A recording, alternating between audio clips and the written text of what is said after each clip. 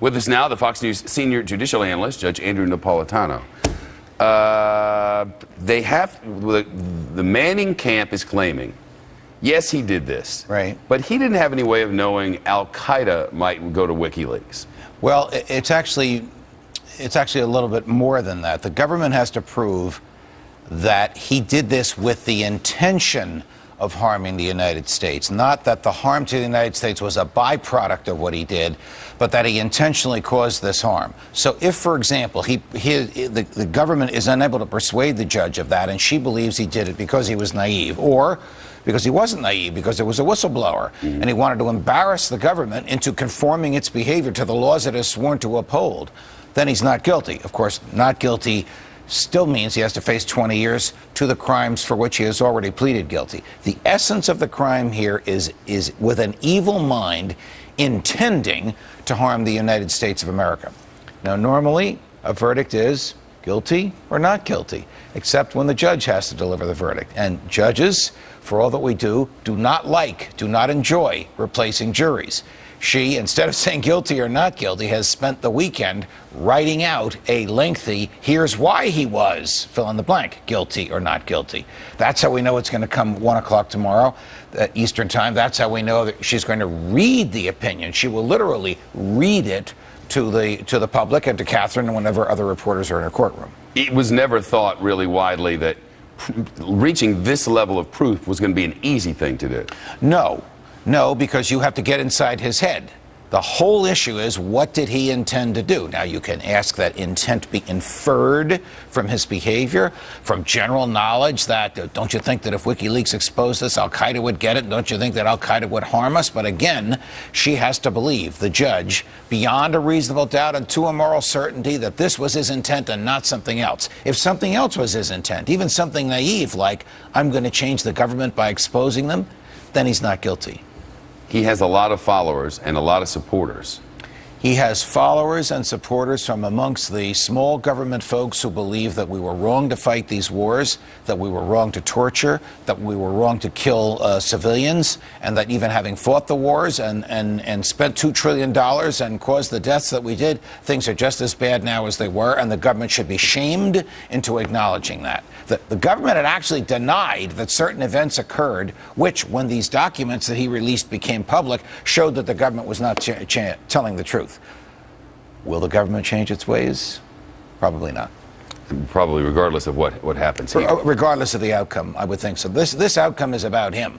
Does he spend more than 20 years in jail, or will he be free when he fulfills the term that he's already agreed to? It'll be interesting someday for children and grandchildren to learn how history reflects on this incident. Yes. I mean, he could be proven 20 years from now a monster, or he could be proven 20 years from now that he was right.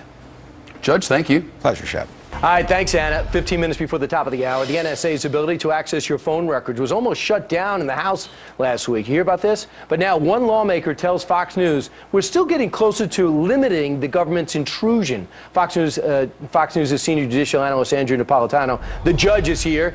Judge, we were talking about Congressman Amash, who put this forward, ended up creating a firestorm by coming within 40 votes of having this NSA program basically shelved. He actually came within 11 votes, so they only had to change 6. It was not only Congressman Amash, a libertarian Republican, very youthful guy, I think he's in his second term, was also Congressman John Conyers, an African-American liberal Democrat in his 25th term. And they brought conservative Republicans, liberal Democrats, libertarian Republicans together in an effort to say to the NSA, look, nobody is saying you can't spy on bad people. We're saying spy on the people that you have reason to believe are engaging in terrorist chatter. You don't have to spy on everybody else. That was the essence of the amendment. The amendment lost. I spoke to Congressman Amash, who believes this amendment, the same legislation, will be resurrected in the Senate, where it will be introduced by Democrats and it will pass. And then it will come back to the House and it will pass the second time. Again, not to stop the intelligence community from doing its job, but to prevent them from the wholesale spying on 300 million Americans. But you understand what they're saying in the NSA. They say, we don't know who the terrorists are. That's the whole point of the program. They have to find a way, because they did at one point find a way to find out who's having the conversation without listening to everybody else's. Nobody wants the country to be naked at its borders. You tell me if but I'm wrong everybody here. wants to be able to have a sense of privacy. So you tell me if I'm wrong here. They're not listening, they're collecting, and if there turns out the Napolitano is talking to somebody in Pakistan, then we go, oh, wait a second, there's a connection here, let me see what's in his file. The problem is, this is the same government that is using the IRS to intimidate its opponents. This is the same government that won't protect people that work for it at Benghazi. This government is asking us to trust them, and I don't, Congressman Amash doesn't, Congressman Conyers doesn't, half the House of Representatives doesn't. Here's Congressman Amash on Your World Yesterday, which I believe it's Neil Cavuto's world.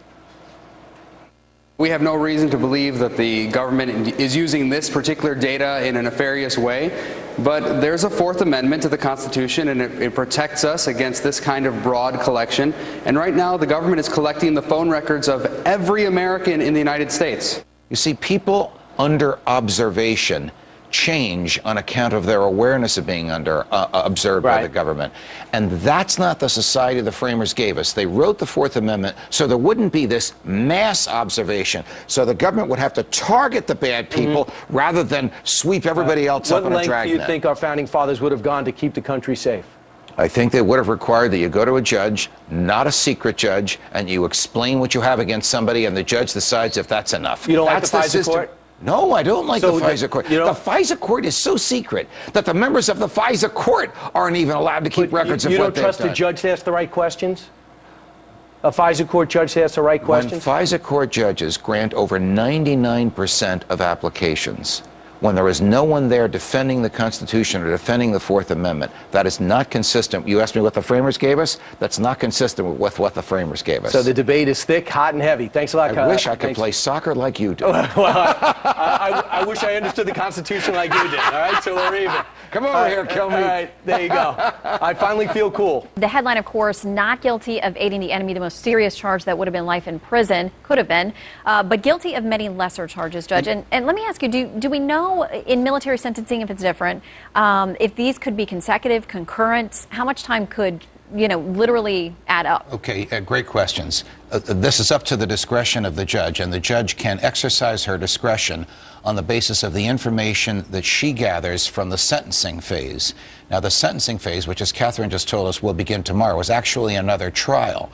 And the government will put on about 20 or 30 witnesses who will say, here's the harm that was caused, here's how evil he was. The issue of guilt has already been resolved. It's been resolved today. Then his lawyers will put on witnesses, perhaps Private Manning himself, to say, here's what he intended to do, here's the good that came about, and by the way, he was not found guilty of aiding and abetting the enemy. We don't know the answer yet as to whether he was found guilty of espionage. I'm going to guess he was not, because the proofs for aiding the enemy and the proofs for espionage are nearly identical, but we don't have that answer yet, unless you do. I see you looking at the computer. Yeah, and the wires are not anywhere ahead of what Catherine gave us. They're still focused. Nobody's ahead of Catherine. Nobody's ahead of our Catherine. But let me also tell you that a lot of the charges in the second bucket, as Catherine has been calling it, of charges, are duplicative. That is, they're varying degrees of theft. He couldn't be guilty of all of them, so the court will automatically exclude some of them. We won't know what the court's minimum and maximum range for sentencing is until we get a complete list of everything he's been convicted of and everything he's been acquitted of, a list we might very well have while you're still anchoring this show. Well, and let me ask you, if he does face the espionage charges, if on any of those he is found guilty, even tougher penalties? Well, they're 10 years each, the espionage charges. And if there's 3 espionage charges, the court could find that it's really just 1. Or the court could say guilty of espionage 3 times, so that's 30 years right there. She has tremendous discretion in this area. This is one of the reasons that in that courtroom, from which the press is barred, I know Catherine's dying to get in there, so are you and I, but she's our eyes and ears. In that courtroom, the judge is not only saying guilty, not guilty, she's giving reasons. Now, when you go to a jury trial, you know this from your years as a lawyer. The jury says guilty, not guilty. But when the judge is the jury, the judge is obliged to give reasons, guilty, not guilty. That's what this judge, this colonel, is doing as we speak. And understandably, it's taking her a little bit of time to do it. All right, and Colonel Lind will then consider, as we've discussed, the sentencing phase, which comes next. Judge, thank you very much for lending us your expertise. Pleasure, Sean. Now all rise, because look who's in the House, the judge, and he's raising holy hell over this program. What's so bad about this? This is Mike Bloomberg on steroids. The government, the federal government, which can't deliver the mail, has no right trying to tell us how to live. No matter how good their ideas may be, it's not a proper function for the bankrupt federal government to spend money telling us to insulate our homes or pay our insurance premiums. If we don't do it, we should suffer the consequences that will come from not doing it, rather than having the government on our shoulder nudging us. Now, Don't talk about weight. no, I'm not with you. But, you know, I'm wondering, what if there's a method to the madness? What if you can encourage people to get, you know, insulation and all of that? Everyone saves because energy bills go down countrywide. And it's just a nudge to say, hey, if it's a matter of cleaning out your attic, we'll do that. The minute we let the federal government begin to operate outside the confines of the Constitution is when the Constitution becomes meaningless and the federal government can do whatever it wants. So what's the difference between that, Judge, I'm sorry, and what's going on in Britain, where they put up signs, to Trace's point, 9 out of 10 pay their taxes on time? I love our British friends, particularly the ones who will work with us. They have no Constitution. They have a tradition. So they have no written document that confines the government. The Parliament can write any law and regulate any behavior it wants. It's a radical difference. So this whole Constitution thing is a big deal with you? This Constitution thing is a big deal, and it is with everybody who believes in freedom. Because if the federal government can do whatever it wants, then the Constitution means nothing. And then we have no freedom. All right. I want to get you embroiled in a little imbroglio here, and that is this whole dust-up with Chris Christie and Rand Paul. What do you think? Is it for the soul of the party? It is for the soul of the party. It's the same as Barry Goldwater and Nelson Rockefeller in the early 60s. It once was the same as Ronald Reagan and George H.W. Bush in the early 80s. The Republican Party goes through this time and time again. Reagan proved that the libertarian and the big government Republican can be on a ticket. Reagan also proved that unless the Republican candidate puts a fire in people's belly, unlike John McCain and unlike Mitt Romney, the Republican candidate won't win. And when he does put a fire in people's belly, he will win. Now, as for Chris Christie and Rand Paul, they are both my friends. I offer to host the beer drinking in Philadelphia, midway between New Jersey and Washington, D.C., and Governor and Senator, I'll pick up the tab. Now, the best Philadelphia has to offer, and it's a wonderful city, maybe some cheesesteaks, fine, but I thought they should keep it in New Jersey, our state, because we have some very nice Italian restaurants. We do. And very nice, you know, sausage and pepper shops. Neil, if it's in New Jersey, I will also pick up the tab only if you join them. Well, then I'm coming. then I'm coming. But you think that this is for the heart and soul. But I think it is, and I think the trend in the Republican Party is moving towards small government, towards a revulsion at what the federal government is doing in the Obama years, and to some extent what it did in the George W. Bush years. Governor Christie is smart enough to understand that. Senator Paul is right in the middle of it. Wow. Okay. We shall see. The judge, or another offer on the table. I'm doing my part here to save the world. And while I'm not trying to broker budget agreements, I'm trying to broker peace agreements in the party. And now the judge is helping us out. As Rand Paul, Governor Christie, it's up to you. The judge and I are hosting a smorgasbord to rival all smorgasbords. And I don't even know what a smorgasbord is, but we're going to have one. We're going to talk about people. The White House has created, Brian, a so-called nudge squad to modify people's behavior, maybe to get them to buy those green cars. A team of government experts will encourage you to do things like this: pay up back taxes, save more money, become more energy efficient, green cars, exercise more, stay in school, and eat better. So is this just more overreach from the administration, or do we really need the government to tell us how to act? Joining us right now is senior judicial analyst Judge Andrew Napolitano. You know, I'm laughing because it's like, what will they think of next? The government can't deliver the mail, and they want to tell us to fix the broken screens in our house and clean our attics and change the oil in our cars. These are not functions of government. Well, apparently, you know, Cass Sunstein, who used to be the president's regulatory czar, wrote this book called Nudge. That would be the socialist professor of law from the University of Chicago. That Cass Yeah, Sunstein. that's the one I'm talking about. Right. So he wrote a book about Nudge, and apparently there have been instances, for instance, in the United Kingdom, where the government has tried to nudge people to do different things, insulate their attics and stuff like that. Except in the United Kingdom, They don't have a constitution. That's right. The Parliament can write any law it wants, and it would be acceptable by United Kingdom standards. Here we have a constitution, says what the federal government should do, and limits it to only doing that. And guess what? This type of nudging us and telling us how to live is not there. When does a nudge become a push? That's exactly right. That's where do you draw the line? That's the danger. And who says that these bureaucrats who decide to nudge us a certain way, they're going to be right? Look, if the Constitution protects anything, Steve, I know a little bit about this Constitution thing. It protects the right to be different. We don't need the government in our faces telling us how to live. But you know this particular administration is very interested in controlling people. I also know that this particular administration is interested in controlling people, even if the Congress is not. And this is one of the ways it will do it. Nudge, nudge, push, push, elbow, elbow. We should point out, at this point, we don't think this is a subtle form of mind control. It's just a suggestion. Shouldn't you do this? Well, they have 3.5 years to do something with this suggestion. We'll see how much of a suggestion it is when we examine it next time.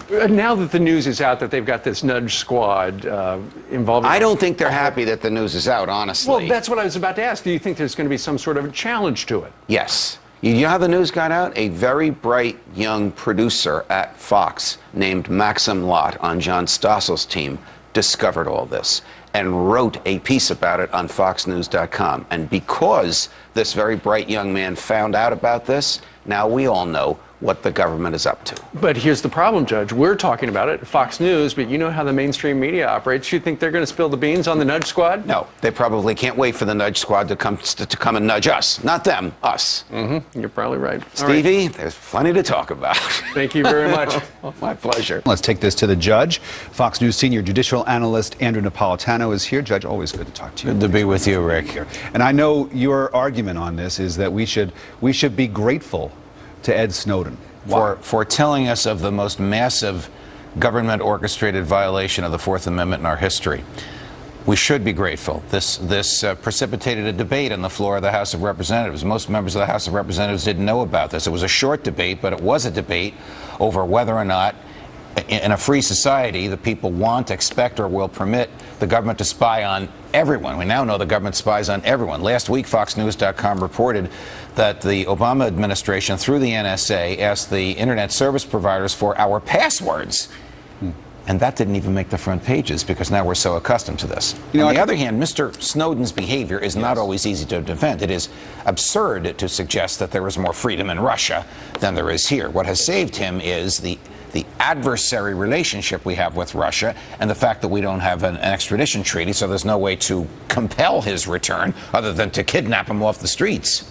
You know, I think there are a lot of folks, though, around this country, though, with all due respect, who would say, you know what, read my boring emails, listen to my telephone calls. Yes. If you can prevent another 9/11, I don't care. Yes, a lot of people do believe that. Unfortunately, the Constitution is their adversary because the Constitution requires the government to go and get permission before reading somebody's emails and phone numbers. A lot of well-intended people are willing to sacrifice privacy, liberty, in return for what they believe is safety. Unfortunately, once you give that up, it doesn't come back. If the NSA can do this now, when we are not engaged in any war, I mean, there are people out there that want to kill us, but we're not shooting at them. They're not shooting at us. We've left Afghanistan and we've left, or about to leave Afghanistan, and have left Iraq. If the NSA can do this in relative peacetime, they will continue to do it even after the threat goes away. And then the Fourth Amendment will just be a piece of paper. It won't mean anything. Let's just say Snowden comes back, he faces charges, he's convicted. Let's just say, for the sake of argument, I'm wondering, could this ever get to the Supreme Court? Oh, absolutely it would get to the Supreme Court. That's a great question, Rick, because he will make the following argument. I took 2 oaths. One, to keep secret what the government shared with me. Another, to preserve, protect, and defend the Constitution. I couldn't do both. So which oath did I follow? He'll say I followed the higher oath. That's the classic defense of a whistleblower. I followed the law by obeying the oath to preserve the Constitution by revealing violations of it. Question, will a jury accept that? Will a judge accept that? Will the Supreme Court accept that? I think this case eventually gets to the Supreme Court one way or another. Look, I don't want to suggest this. The government knows they can do it. They can literally kidnap him off the streets and bring him here. And that will not interfere with his prosecution here. It'll exacerbate our relationship with Russia significantly, but it would not affect their ability to prosecute him here. They could intercept a plane if he flies to Ecuador. As long as the plane lands somewhere where they want to send him here, they'll prevail. Judge, thank you. I have always appreciated your insight. And I have appreciated the time with you. It goes back to when you were the Fox News correspondent in London, before Johnny came here, before my hair was gray at all.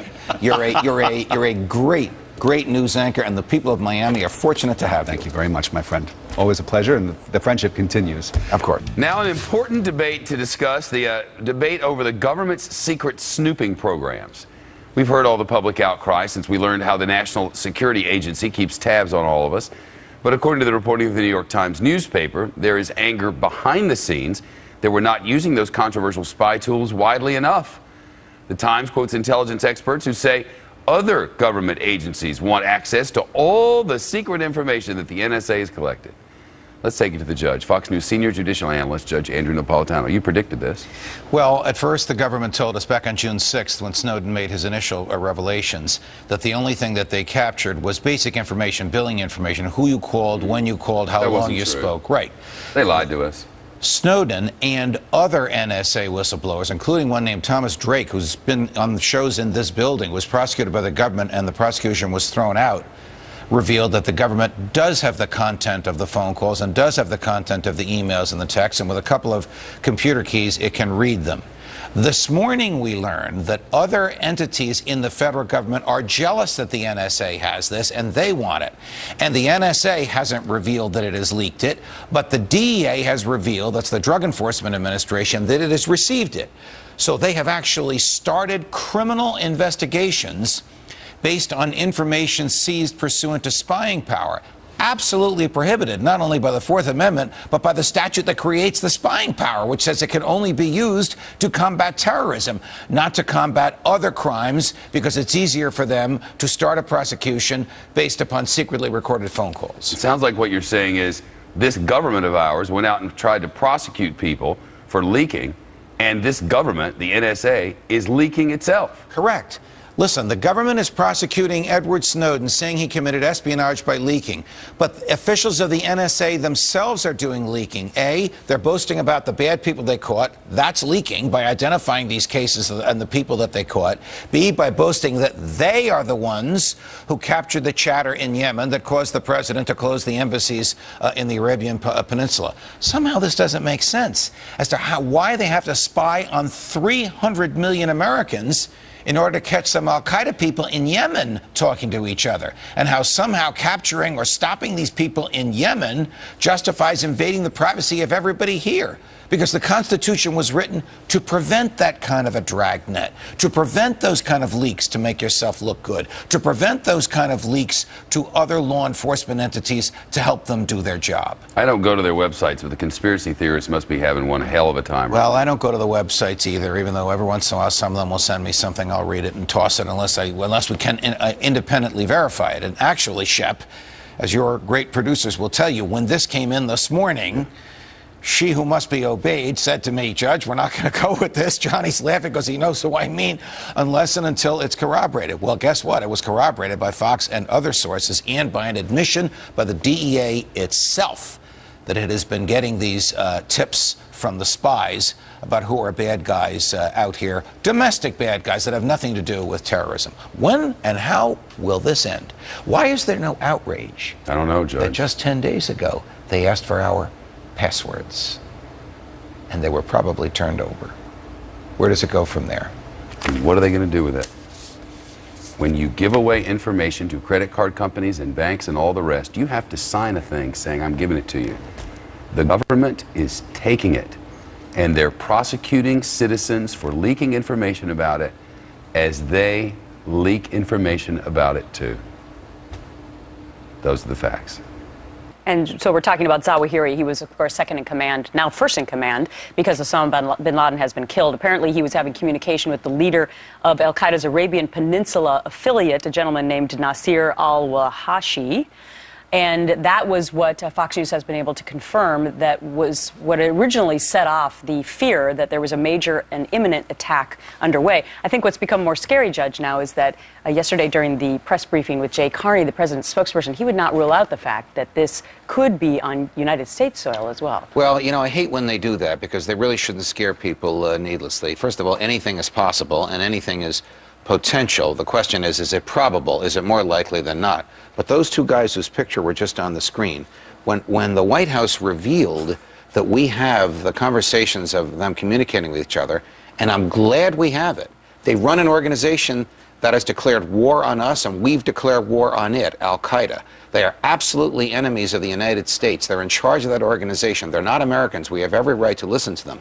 Did the White House reveal what we know about them in order to justify the president spying on all Americans back here? And in doing so, did he tip them off? Hey, guys, get rid of those cell phones you're using because the people in the United States are listening to you. Well, you know what, Judge, you make a great point. And, you know, they've clearly burned that avenue, whether it was tapped into cell phones or anything like that. Plus, also, it sounds as if they have devised some sort of what's referred to as an ingenious liquid explosive. You know, How would that work? Well, it's really Scary. interesting. They would dip ordinary clothes into liquid to make them explosive once it's dry, and currently it is completely undetectable, and that is terrifying. So And a guess human who's- being approaching you in the airport or approaching somebody in the airport or on a public street would simply explode, especially after that human being has gone through some kind of a security check which doesn't detect what their clothes had been soaking. An explosive wash. And guess who has developed this, apparently, is Ibrahim al-Asri.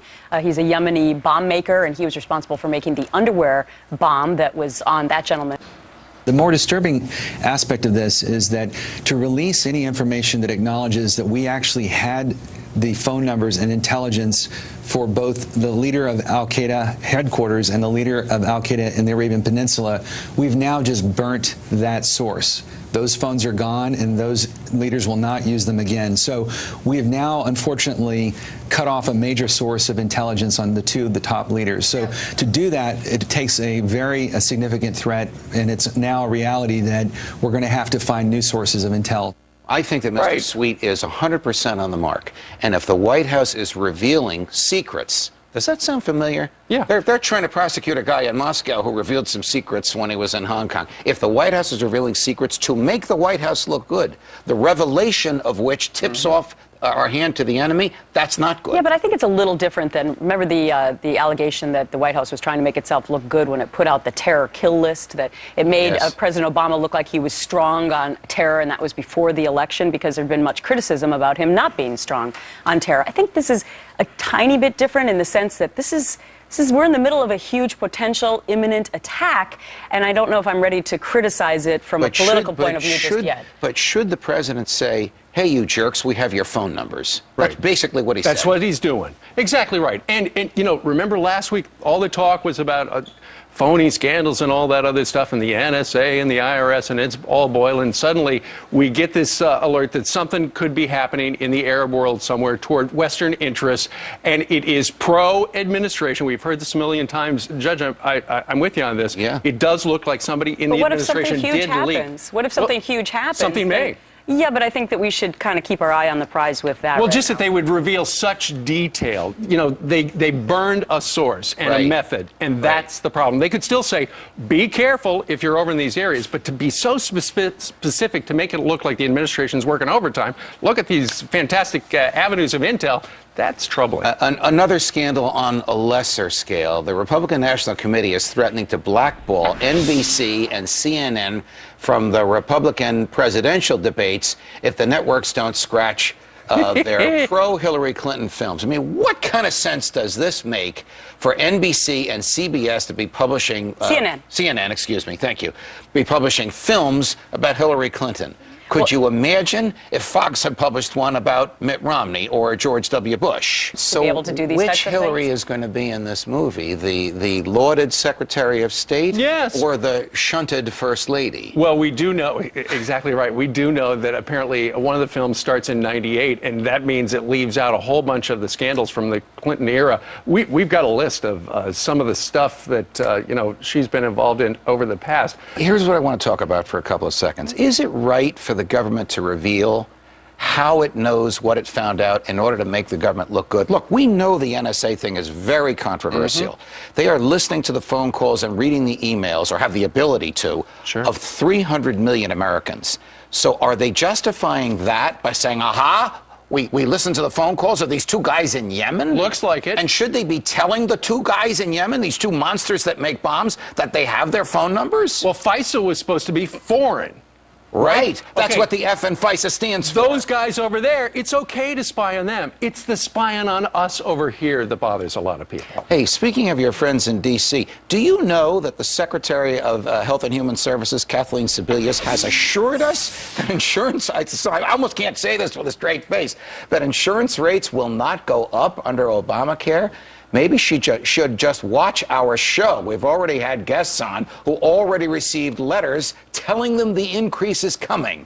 Is she lying? Yeah, because or they received, ignorant? well, This is what happens when the government tries to tell businesses how to operate their businesses. So the government says, starting a year from now, you can't raise premiums no matter what your costs are. All the premiums are going to go up now. Rather than letting the free market set the premiums by saying you can't raise later, everything goes up today.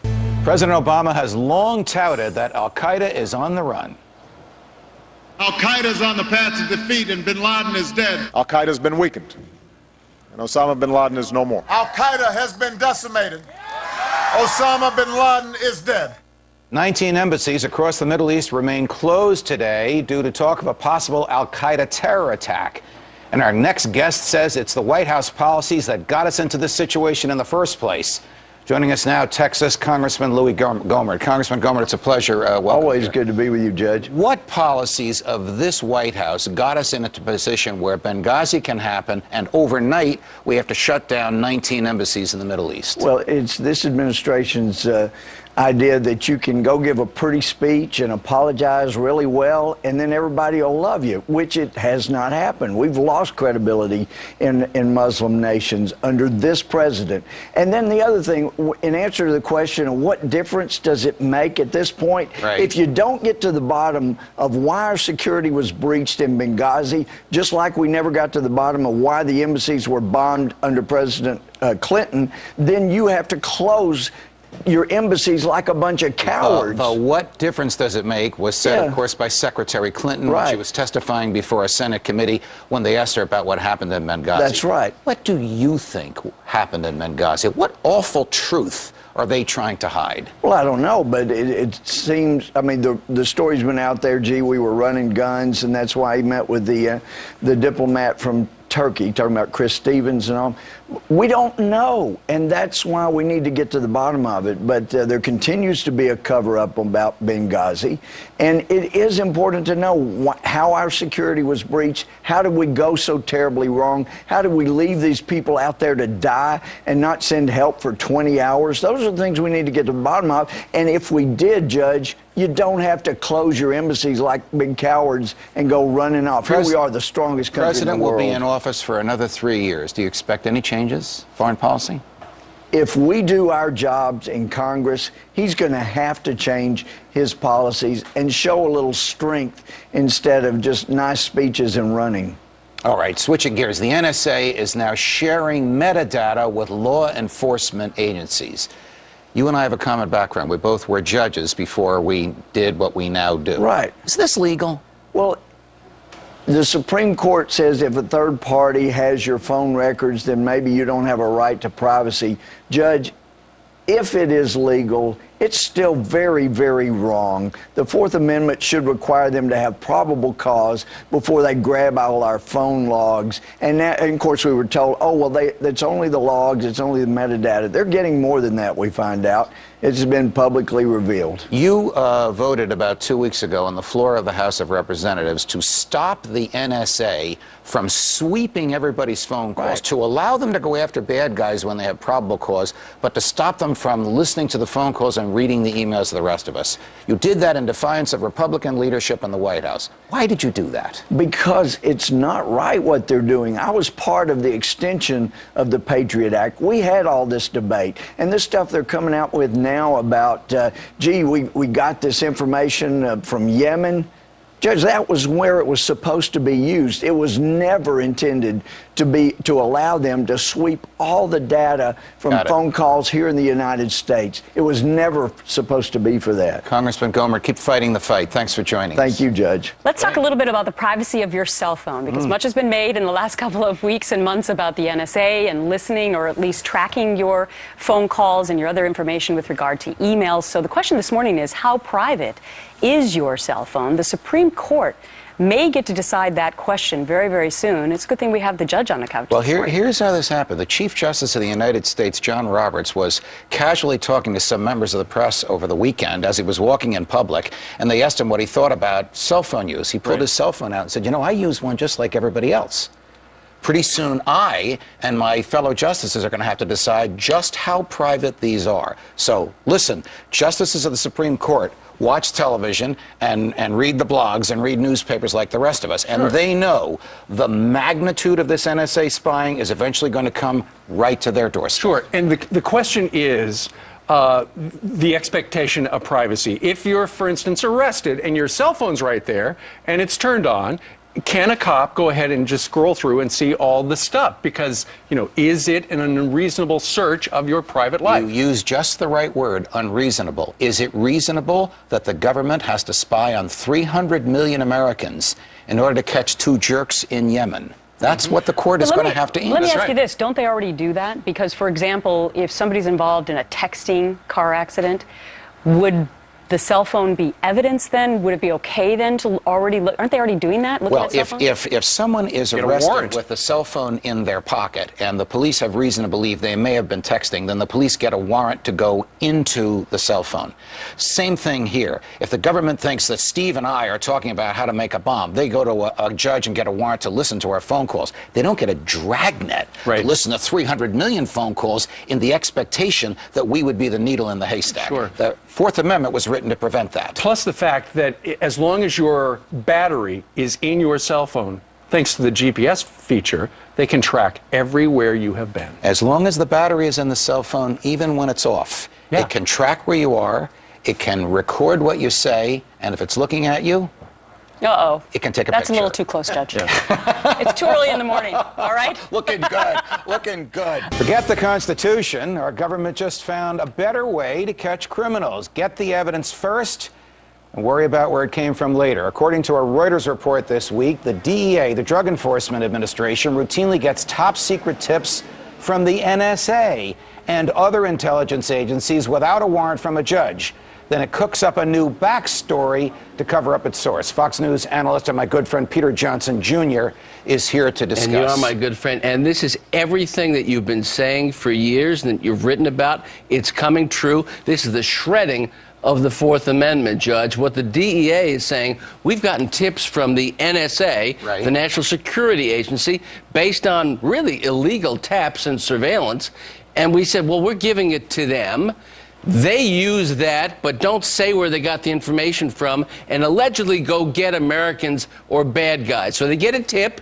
They don't say where it came from. They use a ruse or a trick to say, oh, yeah, we just happen to know that these folks were going to be here. They lock the people up, put them in jail, and it's all coming from NSA surveillance. So the NSA illegally spying on innocent Americans, if it hears something it thinks or is sometimes suspicious, criminal Americans. Sometimes criminal Americans, yes, but not necessarily terrorists. It's giving this information to law enforcement, and law enforcement is telling defense counsel where they got, hiding it or lying about it? They're hiding and lying about it, according to Reuters. And there's something called the Special Operations Division. This is a collection of 24 federal agencies, including the IRS, the NSA, the Department of Homeland Security. They provide information to local, county, and state law enforcement, but they say you can't say where you got it from. Here is the defense from a former Justice Department official on with Brett Baer last night. I want you to listen to the comments on it. This is a fairly common law enforcement technique that enables us to bring drug kingpins and other violent criminals to justice, but in a way that doesn't compromise our sources or our methods of intelligence gathering. But it does compromise the Constitution. If that's a common practice, then we're going to be releasing half the people in federal prisons on drug crimes and other crimes in this country. You tell me, Judge Napolitano, is that legal or constitutional to lie about the source of information, to say it's one thing when it's something else? Most judges would throw out the prosecution, and then the bad guy goes free because the government has lied. They're calling it parallel construction, as if it's a real legal concept. There is no such thing. You know what it's called? Test-a-lying instead of testifying. Peter Johnson, Jr., always a pleasure. Good Thanks to see you, for joining Judge. us. Fox News alert on the court-martial of Major Nadal Hassan, the Army psychiatrist, who admitted today in court that he turned his weapon on fellow soldiers in a rampage that killed 13 and wounded 32 others at Fort Hood in 2009. Now, he's representing himself after firing 2 other lawyers, and he said in an opening statement, it lasted less than 2 minutes today, that the evidence will show, quote, "I am the shooter." Let's bring in Fox News senior judicial analyst, Judge Andrew Napolitano. Judge, I've been waiting all day to talk to you about this because we're already getting a sense of how different this trial will be. From our end of the world, lawyers, it's a horrible story, but for judicially, in the courtroom, it's fascinating what's going on. And here's what I've learned from our folks on the ground there. He gave a less than 2-minute statement admitting he was the shooter. Basically a confession. And that he went from the wrong side, meaning enlisted or an officer in the military, to the right side, defending the Muslim world and casualties there. And in the courtroom are these victims who he gets to question. So far, he hasn't cross-examined any, but he has the right to do that. Would this trial be any different if it were in a civilian court? Well, the obligation of the government to prove guilt beyond a reasonable doubt and to a moral certainty is the same in military justice and in civilian justice. The jury has to be unanimous, and the procedures are basically the same. The government goes first, presents its witnesses, and defense counsel cross-examines. The judge is wearing a uniform, the jurors are wearing uniforms, the prosecutor is wearing a uniform. So aside from appearances, it's nearly the same. I mean, all this is still basically governed by the Constitution and by Supreme Court precedent. There is one difference, though, that I want to ask you about. He can represent himself. He could go pro se in any criminal court, a federal, state, whatever. But I found this statistic. 11 of the 16 death sentences handed down by military juries in the last 30 years have been overturned. That's according to an academic study in court records. No active duty officer or soldier has been executed since 1961. Now, they're looking for the death penalty in this case. Right. Well, what about the appeals process? Well, whatever you think of the death penalty from a moral and legal and constitutional point of view, under the current state of the law, this is a highly appropriate case for the death penalty. They have evidence of planning and plotting and of slaughter of innocents for some stated political purpose. So this clearly fits into the category of a planned, plotted, execution-style murder. It's classic capital murder. The appeals process theoretically can get to the Supreme Court. The Supreme Court rarely hears appeals from the military courts of appeal. If Major Hassan's theory is, by stumbling and mumbling throughout the defense, he's going to avoid the death penalty, I don't know that that will work, though there is some track record for that. He's not going to get sympathy from the jury, but he may get some sort of a response from an appellate court, which will see the glaring opportunities to challenge the government's evidence that were lost by a layperson, meaning a non-lawyer, an intelligent, educated layperson. He's an MD and a psychiatrist, meaning 3 or 4 years of education beyond medical school, but not a lawyer and not familiar with legal procedures. What defenses are available in a military court? And strategically, could he have decided not to use the lawyers assigned and represent himself because at some point, or has that point passed, that he could claim, I didn't really understand the proceedings, I'm insane? He has been found sane enough to participate in his own defense. There is no test of sanity for lawyers. So when he's representing himself as a lawyer, there's no independent test of sanity for acting as a lawyer. The Ineffective counsel? Could he argue down the road, I didn't have ineffective counsel because I really didn't know what I was doing? No. One could make that argument theoretically, but the Supreme Court has ruled clearly that you cannot represent yourself and then claim ineffective assistance of counsel as the excuse. So our viewers understand this. The Constitution requires that you have effective assistance of counsel, a lawyer who knows what the lawyer is doing. But when you choose to represent yourself, you are waiving that right. And that choice must be inquired into by the court to make sure you are mentally competent to waive that right. And the court made that inquiry and made that finding. I want to ask you one other question. We see in some cases where even if someone's not convicted criminally, they are convicted, in a sense, civilly, where they have to pay damages. Many people are outraged that the victims of this, because it was declared a workplace violence incident and not injury in combat, are not receiving every benefit they should. In fact, many of them are paying for their own continuing medical expenses. He's collected hundreds of thousands of dollars while he's been held pending trial. Right. Why aren't those wages garnished? Do these victims have the chance to go against him civilly? He wins financially, they lose. They do not have a chance to go against him civilly because they're in the military. His wages cannot be garnished because he's innocent until proven guilty. The determination of this as workplace violence instead of a combat injury, in my view, is a political determination, inappropriately made and unfairly visiting additional misery on these victims who would be entitled to more benefits from the Army if the political people that run the Army had been appropriate and declared this a combat violence. It's another injury. It's a lose-lose all over the place for everybody involved in this trial, and that's just another example of it. Interesting perspective, Judge. Wow, this is going to be one to watch, even though we don't see much. Yeah, there'll be plenty for us to talk about. He's going to take the witness stand. Can he give a narrative, or does he have to ask himself questions? If the judge requires the latter, it'll be a long, tedious, and fascinating self-examination. Let's talk about it again. You Thanks. got it, Jamie. Always a pleasure, Judge Andrew Jamie. Napolitano. You're the best. You're very kind. Greg? He is the best. All right. This just in, by the way, I'm not heavy. The camera adds 50 pounds. All right, now, the judge knows that is not true. The judge also knows that this thing the president said last night is not true. Not when, a couple 100 million Americans are being tracked.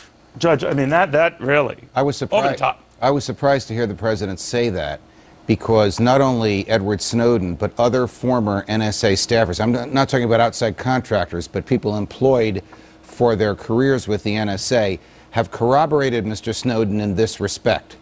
The government has the ability to access from storage the actual emails and texts that every American has sent in the past 2.5 years, and the sound of telephone calls, the voices on the calls that Americans have made in the past 2.5 years. Example, the order signed by Judge Roger Vinson in April of this year, just 4 months ago, directed Verizon to surrender the telephonic information on all 113 million of its customers. That's more than half the telephone base in the United States. The president couldn't possibly not know that. But that is not, he says, a domestic surveillance program. Then what is it? I don't know what the president means in his terminology, but if capturing phone calls and capturing emails and capturing texts of every American for 2.5 years is not a domestic spying program, then nothing is a domestic he's a good lawyer. spying program. You're a very good lawyer, judge, and constitutional expert besides.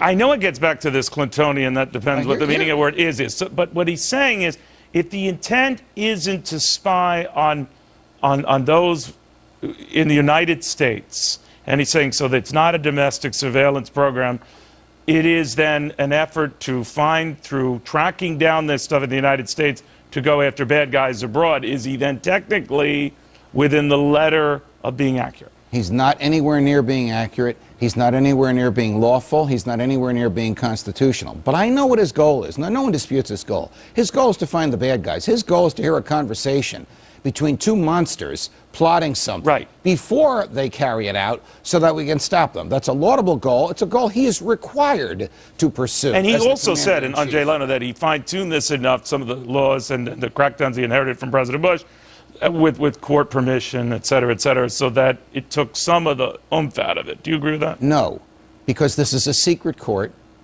The judges on which aren't even allowed to keep copies of their own orders and their own rulings. They can't carry their own pens, pencils, papers, iPhones, or Blackberries into the court or out of the court. We don't even know what the government's arguments are. Look, when the government is after a half dozen evil people, why does it need to surveil all 330 million Americans? Do you know where the government has answered that question? To this secret court. It has never answered it in public. And when General Alexander, Keith Alexander, the head of the NSA, was asked by Congressman Mike Rogers, former FBI agent and now chair of the House Intelligence Committee, do you have the ability to listen to all phone calls and read all emails? Answer, no, sir. We don't have that authority. He was asked about ability. He responded about authority because he does have the ability. Do they listen to everybody's phone call? They don't have the time to. Can they listen to everybody's phone call? Of course. Was the Constitution written to prevent the government from engaging in dragnets like that? They're looking for 30 people and they surveil 330 million. You better believe that's why we have the Fourth Amendment. So the only way they can pull this off is in secret. And the only way they can get Congress to agree with it is by telling fewer than 20 members of Congress in secret, and then saying to those members of Congress, it's against the law for you to tell anybody what we've just told you. That's not a representative form of government. That's not what the Constitution requires, and the president knows that. Do you think you're particularly angry because your birthplace, Newark, New Jersey, is now considered the most inhospitable city on the planet? Yes. I was born in Newark, and I did practice law there for a couple of years, and it's not the most inhospitable place in the United States. But over Islamabad? I don't believe that. Yeah, I don't believe that. I don't believe that. Anybody else but Shep saying that, I wouldn't believe it. I believe Shep. I saw the study to which he was referring, but I just don't buy it. And I sense a lot of the elitist anti-New Jersey. I'll tell you what, I will discuss NSA spying with the President of the United States and you in Newark, New Jersey. Sure. And we might invite Shep. Newark bar. All right, thanks, buddy, very much. The judge on what might not be just right.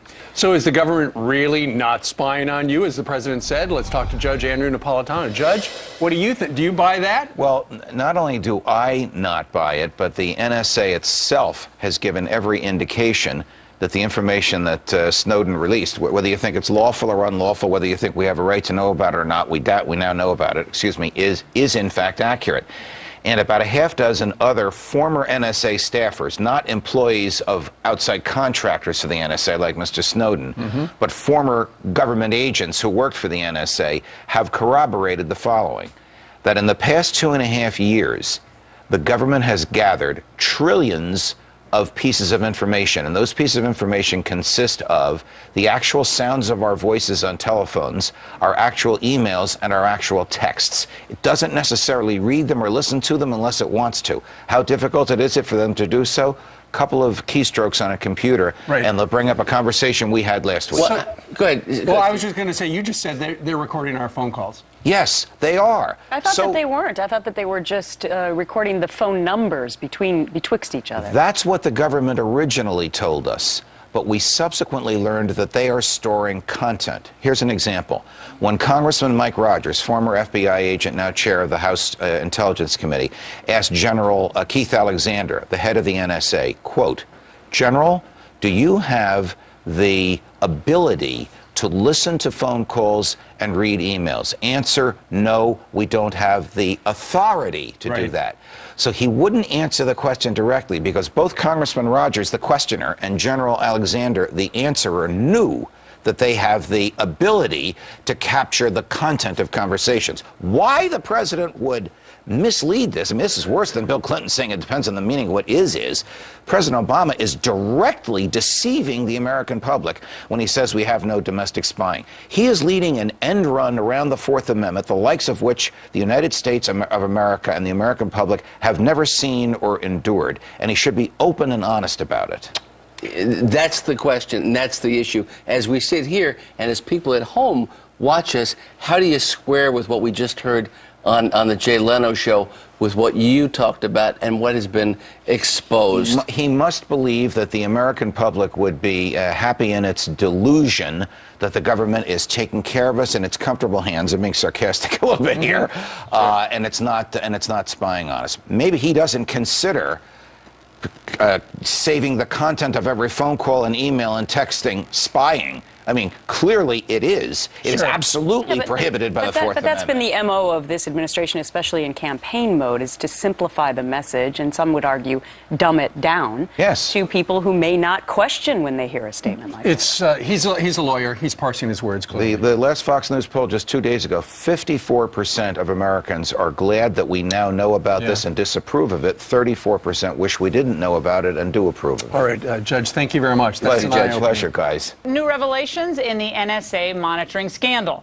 Despite President Obama insisting there is no domestic spying program, the New York Times today reports that U.S. officials have cast a far wider net in intercepting the communications of Americans, more wide than initially believed. Additionally, there are reports that IRS employees were involved in concealing secret evidence obtained by other government agencies during investigations of Americans. With us now to sort through all of this, Fox News senior judicial analyst, Judge Andrew Napolitano. Thanks for I am still laughing during my talking. I am still reeling from the lambast of Hillary. It was superb. Well, I appreciate that. I say it with a heavy heart, Judge.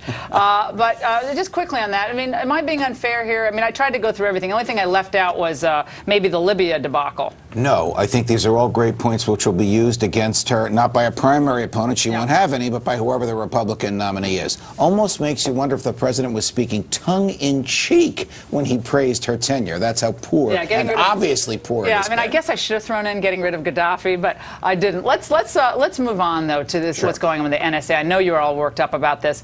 This New York Times piece today was a blockbuster, although a lot of this information was out there at the end of June, but it was kind of overlooked about the types of information this government has access to under the 2008 FISA amendments. Tell us about it.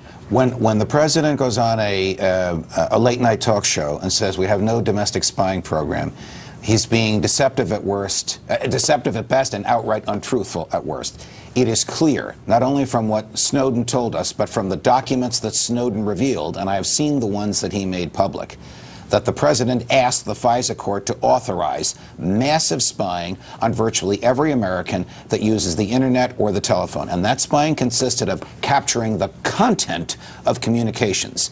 They say it's only content. They always have an explanation. They say it's only content if you have specific selector words that are used that somehow key you to the quote, targets abroad. Well, they basically say it's only content, but we won't go there unless we think we have to go there. Guess what? They can't go there without a warrant, a search warrant from a judge identifying the person and, quote, particularly describing what is to be searched based on probable cause.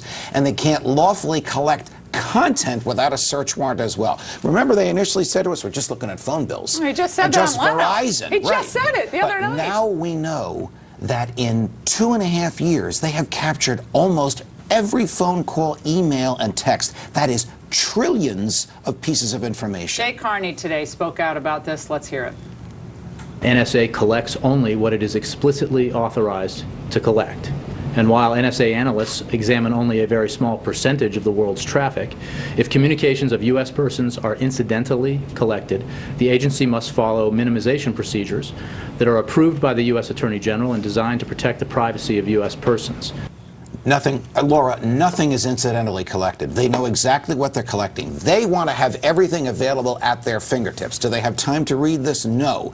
Can they read it? Yes. When General Alexander, the head of the NSA, was asked by Congressman Mike Rogers, former FBI agent, General, do you have the ability to collect all this? He said, no, sir, we don't have the authority. He knows they have the ability, and he's conceded they don't have the authority. Today, an intelligence official said basically that if this data data is collected, incidentally, still using that incidentally, and incidental content is acquired, it's deleted quickly. The entire process takes a small number of seconds, and the system has no ability to perform retrospective searching. There's no storage of this information. That's what they're saying now. But the narrative keeps shifting on this. Right. The narrative keeps shifting. There is no storage is defied not only by Snowden, but by 4 other former NSA employees, not employees of vendors, but employees of the NSA who have backed up Snowden. No. Laura, this is the biggest end run around the Fourth Amendment in the history of the United States, and it's orchestrated by Barack Obama. And you think Congress didn't know anything about this? They claimed it was confusing, the briefings were confusing. I think Congress was misled in those briefings, and Congress is supine. It's afraid to take the president on over national security. Fascinating, Judge. Thanks so much. Well, right now, some new questions about our privacy as 2 major secure email service providers shut down entirely over the last 24 hours. One of them is called LavaBit. It's a service reportedly used by NSA leaker Edward Snowden to communicate over email without surveillance. The company announcing its suspension, saying it could not legally explain why, but it didn't want to be complicit in crimes against the American people. That's their quote. LavaBit's information may be of interest to investigators looking into Snowden's leak. Now, after that announcement, another company did almost the same thing. Silent Circle shutting its email service as a protective measure and destroying its own servers. The closures are raising some new concerns that even if email is encrypted, the government can still get to them. Judge Andrew Napolitano, our Fox News senior judicial analyst, is joining us. And I want to share with you, Judge, what the owner of LavaBit had to say in an open letter to anyone that's interested. He said, "This experience has taught me one very important lesson.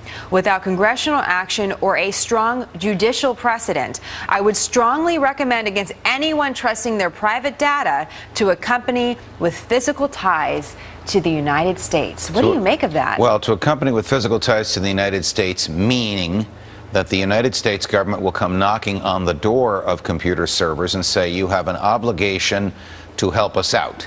And if you don't help us out, we will get court orders requiring you to help us out. So if you believe that even if you, the service provider, believe that even those court orders would be unconstitutional, as in my view and in the view of many of us who follow this, they were, at least the ones that Edward Snowden revealed, then you have no choice but to shut down, because the failure to comply with a valid, even though illegal and unconstitutional, a valid that is signed by a real judge court order could subject you to punishment yourself. So what are they getting, Judge? Because they're saying we can't talk about it. We can't even talk about what happened. The government must have come knocking saying, we want to hook into your system so that we can access the people who are using you thinking they are immune from our access.